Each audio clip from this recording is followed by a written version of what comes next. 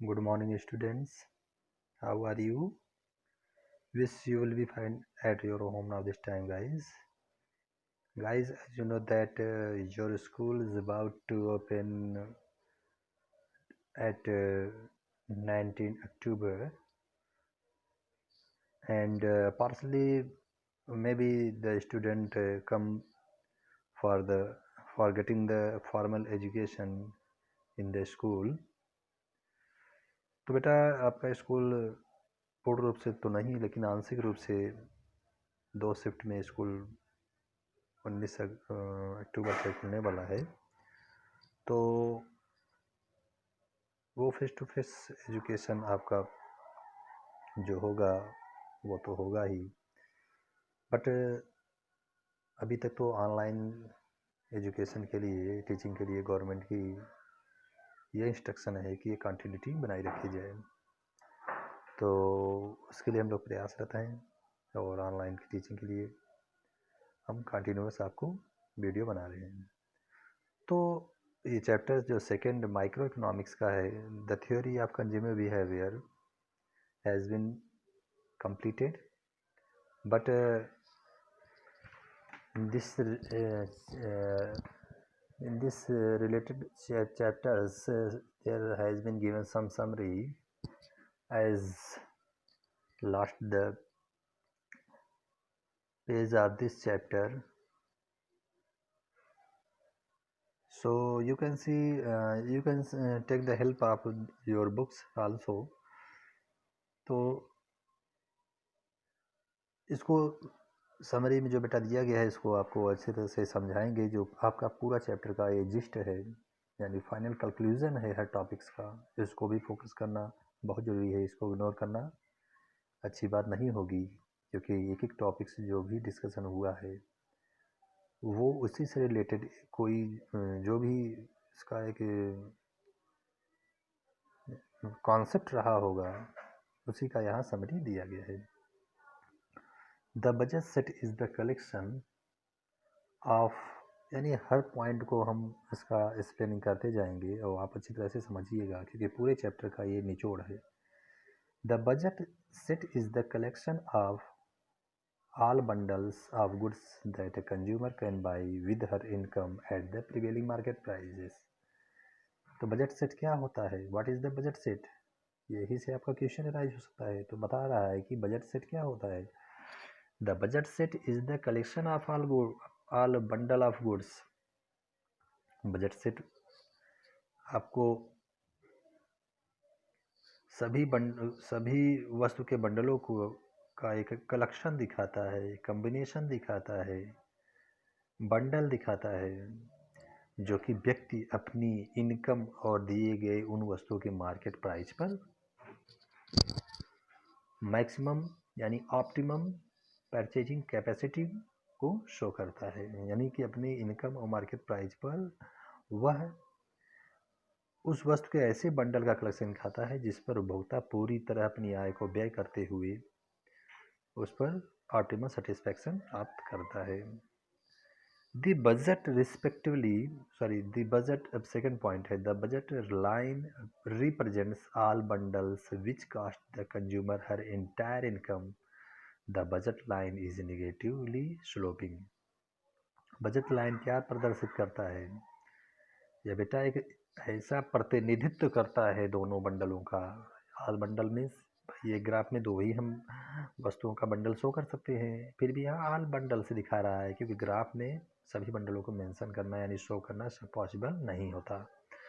तो budget line represents all bundles which cost the consumer her entire income. The budget line is negatively sloping. मैं आपको बताया budget line वह सभी बंडलों को रिप्रेजेंट्स करने का एक लाइन होता है जिस पर कंज्यूमर अपना पूरा इनकम क्या करता है, एक्सपेंडिचर करता है उन वस्तुओं की लागत के अकॉर्डिंग, यानी उसकी कीमतों के अकॉर्डिंग। इसी वजह से ये निगेटिवली स्लोपिंग इसकी हुआ करती है। अच्छा, निगेटिव स्लोपिंग इसलिए होती है बेटा कि normal goods and inferior goods के रेफरेंस में लॉ ऑफ डिमांड अप्लाई होता है। बट अगर गिवन वस्तु की जो हम इसका बजट लाइन देखेंगे तो आपका अपवर्ड स्लोपिंग होगा, ठीक है। यानी कह लें कि ये आपका अपवर्ड स्लोपिंग होगा एक टाइम पॉइंट पर, जहाँ पर ये गुड्स इन्फेरियर हो जाएगी वो बैकवर्ड स्लोपिंग हो जाएगी, यानी पीछे की तरफ घूम जाएगा।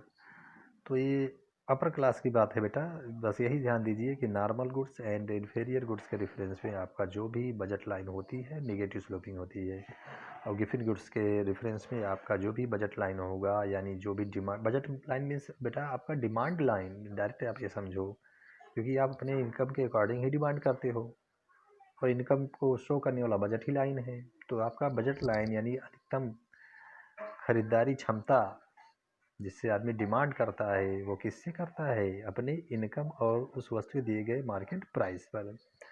तो normal goods and inferior goods के रेफरेंस में डिमांड लाइन निगेटिवली स्लोपिंग होता है, बट गिवन गुड्स के रेफरेंस में जो डिमांड लाइन यानी बजट लाइन होता है वो क्या होता है, वो पॉजिटिव स्लोपिंग यानी अपवर्ड स्लोपिंग होता है। The budget set changes if either of the two price of the income changes। Budget set कब चेंज होता है, जब दोनों वस्तु की कीमत ही चेंज होती है या उपभोक्ता की इनकम चेंज होती है। The consumer has well defined preferences over the collection of all possible bundles। तो कह रहा है consumer has well defined preferences over the collection of all possible bundles. तो सभी जितने भी पॉसिबल कलेक्शन बंडल के उपभोक्ता के टोकरी में हैं, उन सभी में उपभोक्ता वह उन बंडलों को प्रेफरेंस करता है जो वेल डिफाइंड होते हैं, यानी जो ऑप्टिमम सेटिस्फैक्शन प्रोवाइड करते हैं दिए गए इनकम और मार्केट प्राइस पर। किसकी मार्केट प्राइस में बात कर रहा हूँ, उन बंडलों की प्राइस, यानी जो भी वस्तु है उसकी मार्केट प्राइस और इनकम कंज्यूमर का दिया है, तो वह उपभोक्ता क्या करेगा, उन्हीं बंडलों को वेल डिफाइंड प्रेफरेंस कर देगा जो कि उसे ऑप्टिमम सेटिस्फैक्शन प्रोवाइड करते हैं। She can rank the available bundle according to her preferences over them. तो वह दिए गए जितने भी ऑल पॉसिबल कलेक्शन वाले बंडल हैं इनमें से कंज्यूमर उस पर उन ऑप्टिमम वाले प्रेफरेंस बंडल को ही सेलेक्ट करता है। The consumers preferences are assume to be monotonic. तो ऐसे कंडीशन में जो ऑप्टिमम बंडल कंज्यूमर प्रेफर करता है तो उसको क्या बोलते हैं, मोनोटोनिक प्रेफरेंसेस, यानी मोनोटोनिक वाला बंडल है, ऑप्टिमम जो सेटिस्फैक्शन प्रोवाइड करने वाला बंडल है। And indifference curve is a locus of all points representing bundles among which the consumer is indifferent. कर रहा है या इंडिफरेंस कर्व जो हमें बिंदु पथ के रूप में दिखाया जाता है, सभी बिंदुओं को मान लीजिए कि इंडिफरेंस कर्व है, उसका कई बिंदु ड्रॉप कर दें, 1 2 3 4 5 6 7 8 यानी ABCD EFG HIJ, तो क्या करता है ये रिप्रेजेंटिंग बंडल है, यानी एक्स और वाई, एक्स यानी horizontal axis, Y means vertical axis. तो एक्स और वाई को शो करने वाला जो इंडिफरेंस कर्व का बंडल होगा ABCD EFG, तो क्या होगा, ये ऑल पॉइंट रिप्रेजेंटिंग बंडल्स होते हैं among which the consumer is indifferent, जिसमें कंज्यूमर इंडिफरेंट होता है। लेकिन बजट अगर उसके पास होता है तो बेटा आप कौन ऐसा कंज्यूमर होगा जो कि वह मैक्सिमम बंडल ना प्राप्त करना चाहता हो, यानी ऑप्टिमम सेटिस्फैक्शन ना प्राप्त करना चाहता हो। तो इंडिफरेंट करना यहाँ इसलिए है कि उन बंडलों पर उसको समान सेटिस्फैक्शन मिल रहा है, लेकिन दिए गए बजट में तो कहीं न कहीं एक ऑप्टिमम बंडल को चूज करना ही होता है। तो ऐसे में अगर कहें कि इनडिफरेंट होते हैं, यानी कि उसमें वो प्रेफर नहीं करते हैं, तो ऐसी बात नहीं है, वो ऑप्टिमम बंडल को ही प्रेफर करते हैं। Monotonicity of preferences implies that the differences curve is downward sloping. Monotonic preference क्या दिखाता है, यह स्पष्ट करता है कि इंडिफरेंस कर्व डाउनवर्ड स्लोपिंग होता है, यानी मोनोटोनिसिटी मतलब एक दृष्टता, यानी सभी जो बंडल हैं ये वो समान सेटिस्फैक्शन प्रोवाइड करते हैं। इसलिए एक को अगर अतिरिक्त एक वस्तु की इकाई प्राप्त करनी है तो दूसरी वस्तु की बेटा उतनी ही मात्रा त्याग करनी होती है जितनी की सेटिस्फेक्शन पहले कंज्यूमर जिस बंडल को जो कंज्यूम कर रहा था उतनी मिलती रहे।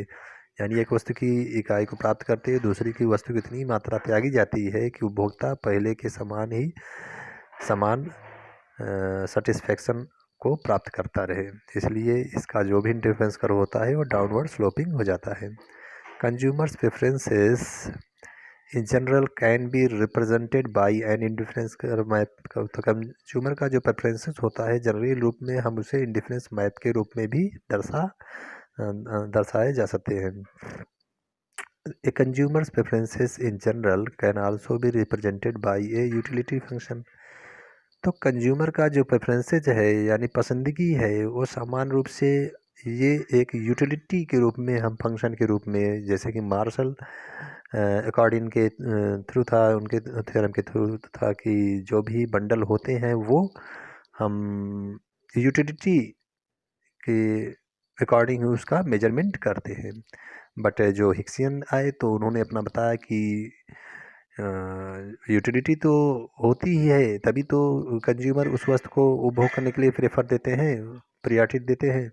लेकिन इसका जो मेजरमेंट करते हैं उसको हम नंबरिंग में या उसको क्वांटिटी में हम मेजरमेंट फिक्स नहीं कर पाते हैं, इसलिए उसको हम लेवल के अकॉर्डिंग शो करते हैं कौन सा बंडल दूसरे वाले बंडल की अपेक्षा अधिक उसका सेटिस्फेक्शन का लेवल प्रोवाइड करता है। तो ये लेवल के अकॉर्डिंग इसको कंपेयर करते हैं हिक्सियन महोदय। बट मार्शल ये यूटिलिटी को जो है क्वांटिटी में यूटिल में यानी उसको रुपीज़ में नंबरिंग में इसको शो करते हैं। तो यहाँ पर मार्शल और हिक्स महोदय का यही डिफरेंस है यूटिलिटी को मेजरमेंट करने का। हिक्स महोदय जहाँ उसको लेवल के रूप में शो करते हैं कि एक के अपेक्षा दूसरा बंडल कितना अधिक है या कम है, और मार्शल महोदय उसे यूटिलिटी को उसको क्वांटिटी में मेजरमेंट करते हैं। The rational consumer always chooses her most preferred bundle from the budget set. तो जो विवेकशील उपभोक्ता होता है वह हमेशा always chooses her most preferred bundle from the budget set. तो बजट अपने दिए गए इनकम, बजट मीन्स किसी व्यक्ति का बजट कहाँ से अलाउ करता है उसके इनकम से और दिए गए वस्तु की कीमत पर। तो वस्तु की मार्केट कीमत अगर दी हुई है वो 60 टर्म में चेंज नहीं हो रही है, वो बजट भी इनकम उसका पहले से ही डिक्लेयर है, तो उसका जो भी उस बंडल को वस्तुओं के बंडल को प्रेफर करेगा वो क्या होता है वो फिक्स हो जाता है।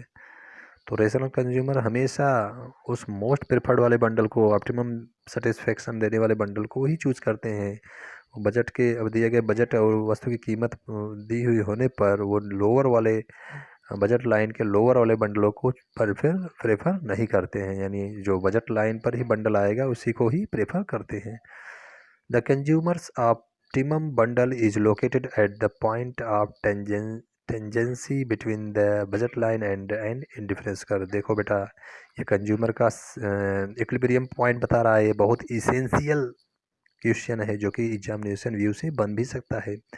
तो कंज्यूमर का इक्विलिब्रियम कहाँ प्राप्त होता है, where is consumer gets the equilibrium point while consuming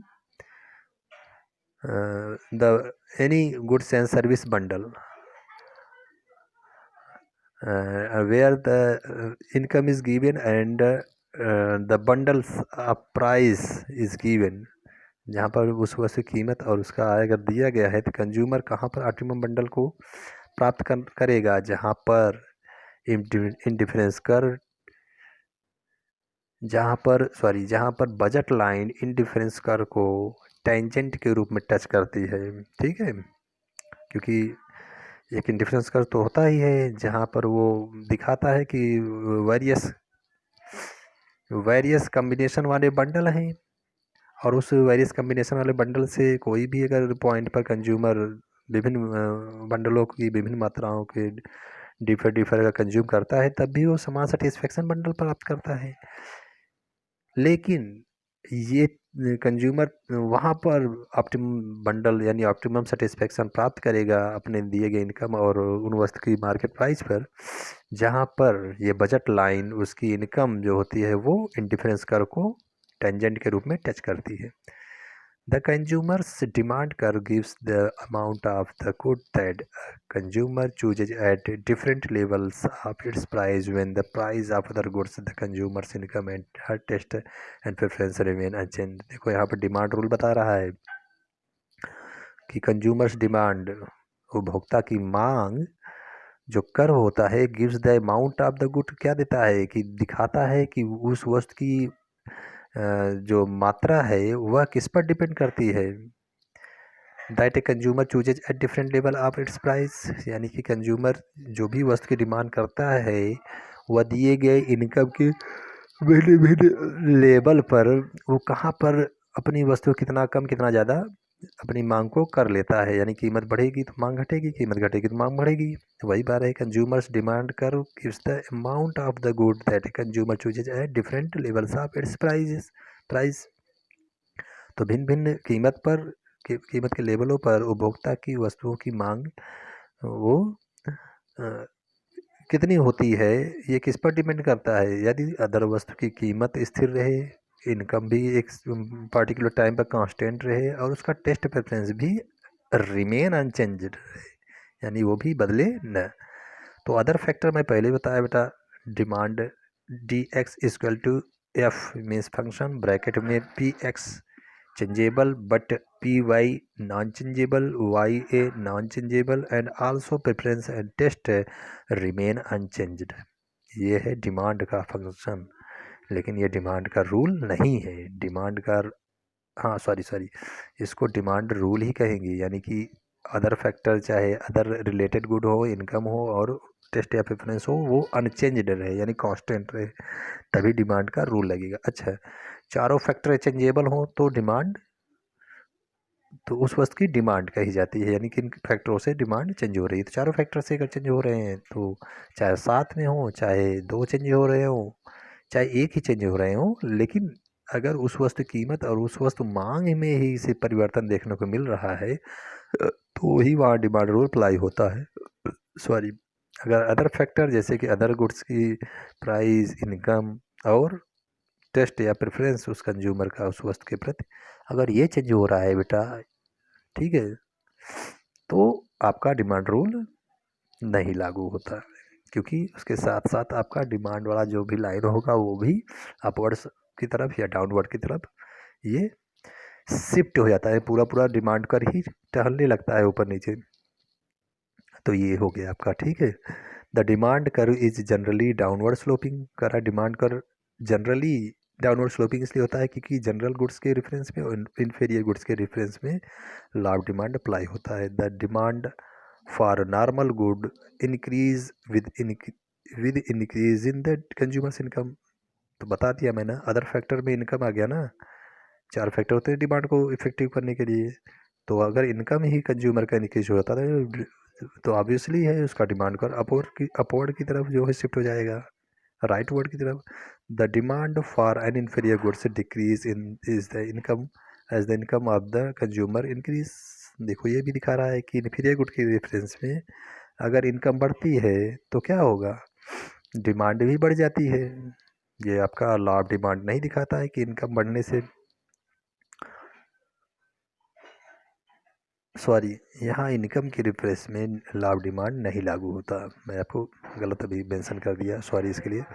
the demand for inferior good कह रहा है कि गिवन वस्तु के संदर्भ में डिमांड, लॉ ऑफ डिमांड नहीं बात कर रहा है, सिर्फ डिमांड, गिवन वस्तु की डिमांड डिक्रीज, जैसे जैसे इनकम बढ़ेगी तो वो वस्तु, भाई हाई लेवल सोसाइटी में अगर वो व्यक्ति पहुंच जा रहा है इनकम बढ़ने से, तो क्या वह गिवन वस्तु जैसे कि बीड़ी पीने का वह ऑफिस में या ग्रुप में विचार करेगा, नहीं करेगा ना। जैसे से देखो एक इनकम लेवल उस वस्तु को गिवन बना रही है, लेकिन एक इनकम के नीचे जब था तो उसके लिए नॉर्मल था, लेकिन इनकम एक पॉइंट के एबव गया तो वह वस्तु गिवन हो गई।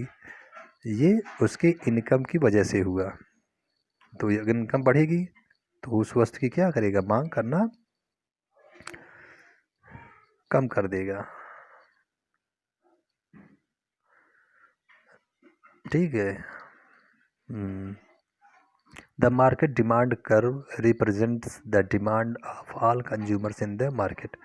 तो मार्केट का डिमांड कर क्या होता है, सभी कंज्यूमरों की जो भी उस वस्तु की मार्केट में डिमांड होती है उसका क्या होता है, उसका एडिशन होता है, और उनके प्राइस भी ऐड होते हैं differ taken together at different level of price of the goods. The price elasticity of demand for a good is defined as the percentage change in the demand for the good divided by the percentage change in its price। तो अगर वस्तु की मांग की लोच देखते हैं, किसी वस्तु के लिए मांग की लोच, तो किससे जो है ये डिफाइन किया जाता है, as the percentage change in the demand for the good divided by the percentage change in its price. तो percentage change in demand for the good और किसी divided by the percentage change in its price, इसके द्वारा ही किसी वस्तु की मांग की लोच हम लोग पता लगाते हैं। ये फार्मूला पूरा ही इस आपको एक्सप्रेस कर दिया। The elasticity of demand is a pure number. आपका जो भी मांग की लोच होती है वो क्या दिखाता है कि कीमत में परिवर्तन की वजह से कितनी कीमत में परिवर्तन हुई, कितनी वस्तु की मांग में आपकी परिवर्तन ला दी। Elasticity of demand for a good and total expenditure on the good are closely related. तो किसी वस्तु के लिए जो मांग की लोच होती है और उससे एक्सपेंडिचर में कितना बदलाव आता है, on the good are closely related, ये अब उस वस्तु से क्लोजली रिलेटेड होते हैं। तो थोड़ा भी कीमत चेंज हुई तो उस वस्तु की कितनी इलास्टिसिटी है कि उसकी मांग में यानी उसके एक्सपेंडिचर में कितना परिवर्तन लाता है। तो इन इलास्टिसिटी में आप जानते हैं ये ज़्यादा प्रभावित नहीं करता है, कीमत के चेंज होने से उसकी इलास्टिसिटी इतनी कम होती है कि मांग ज़्यादा प्रभावित नहीं होती। कीमत बढ़ने पर मांग बढ़ जाती है, कीमत घटने पर मांग घट जाती है, क्योंकि ज़्यादा वो लोच नहीं कर पाती ना।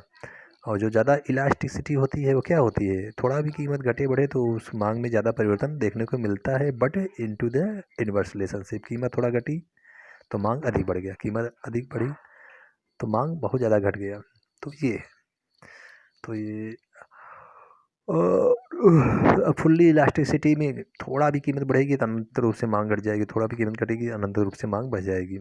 और विद फुल्ली इन इलास्टिसिटी यानी पूर्णतया बेलोचदार, यानी एकदम वर्टिकल अगर डिमांड कर रहा है, यानी कि हॉरिजॉन्टल एक्सिस पर एक पॉइंट पर और वर्टिकल डिमांड ऐसे खड़ी हुई है, तो क्या होता है वहाँ पर आपका कीमत कितना भी चेंज हो, घटे या बढ़े, लेकिन डिमांड आपकी फिक्स रहती है। तो वही चीज़ यहाँ दिखाया गया है। आपका की कॉन्सेप्ट आप रनिंग रूप समझ दिए। बजट क्या होता है, कंज्यूमर का एक परचेजिंग कैपेसिटी को दिखाता है, जो उस ऑप्टिमम, तो जो उस पर उपभोक्ता दिए गए मार्केट प्राइस पर ऑप्टिमम बंडल को परचेज करता है। या कुछ नहीं बेटा बल्कि डिमांड कर्व ही होता है। प्रेफरेंस मीन्स पसंदगी, किसको पसंदगी करेगा उस ऑल गिवन बंडलों में।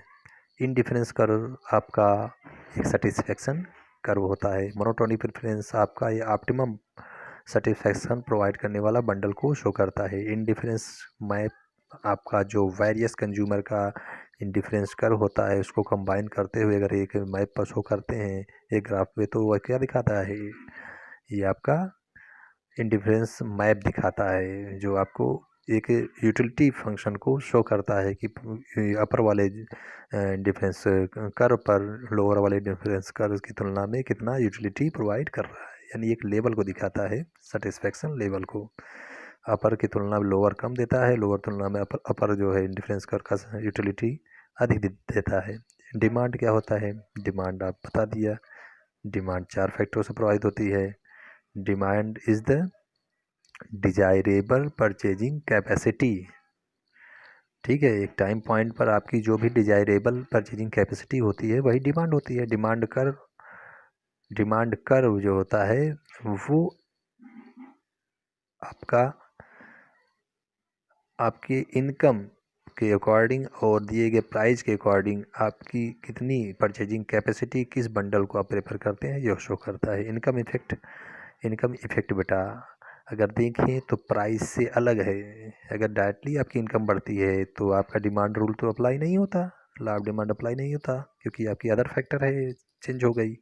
डिमांड लॉ सिर्फ और सिर्फ उस वस्तु की कीमत और उस वस्तु की मांग से रिलेटेड होता है। तो इनकम बढ़ने से अगर जनरल और इन्फीरियर गुड है उसकी मांग बढ़ेगी, गिवन है तो घट जाएगी।